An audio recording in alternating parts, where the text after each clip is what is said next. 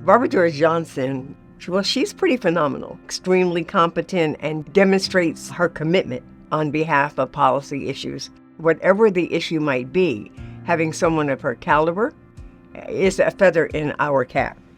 Barbara's background was ideal for the role of executive director of the Watson Institute because she brought such a broad understanding of the intersectionality of these issues from a policy perspective, with the understanding that her core passion and expertise is in public health. Barbara's background and her insight into that has just been instrumental in helping us think about policy formation and legislative change in much more progressive and productive ways. So I began my work at the New York City Department of Health, the maternal child health program there in New York. I ended up coming back to New Jersey and doing work in reproductive rights and HIV/AIDS education, which also then led me to do some advocacy and lobbying with the ACLU.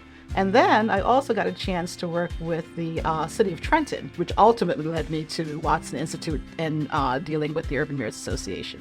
The Watson Institute's mantra is linking people to policy. We talked about sprawl many years ago in New Jersey and ensuring that we don't develop so quickly and so much that we're losing, all of our natural elements in our state, the things that make us the Garden State.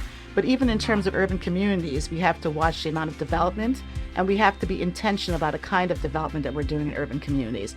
So really thinking strategically about how we utilize federal dollars, state dollars, and private dollars in ways that interlock and leverage each other to be able to address the needs of our community. So there's a lot of opportunity, I think, for the state of New Jersey to get it right and to be a gold standard and a leader. The work that Barbara has done across the span of her career has been instrumental in helping decision makers and legislators and policymakers understand the importance of not just reacting to the sense of urgency, but understanding the complexity of these issues. And she has the capacity to guide you without pushing you. She gives you her very best all of the time. She expects that, but she prepares the people that work for her to be able to do the same thing.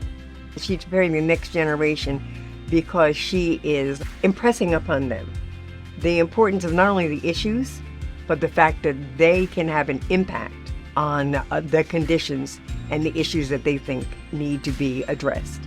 I like to say that I do this work because I'm passionate about it. I care about community.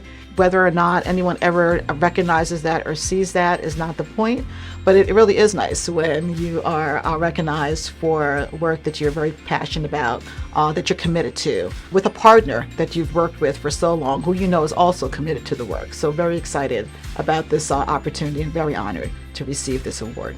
It is my estimation that when she decides to hang up her shingle, she will go down in New Jersey history as one of the greatest policy and public policy influencers that this state has ever seen. But more importantly, because of the humanity. Lives have been changed as a result of this work. She is an extraordinary human being, someone who is incredibly passionate about people, and everything that she's done in her career, I think, is indicative of that.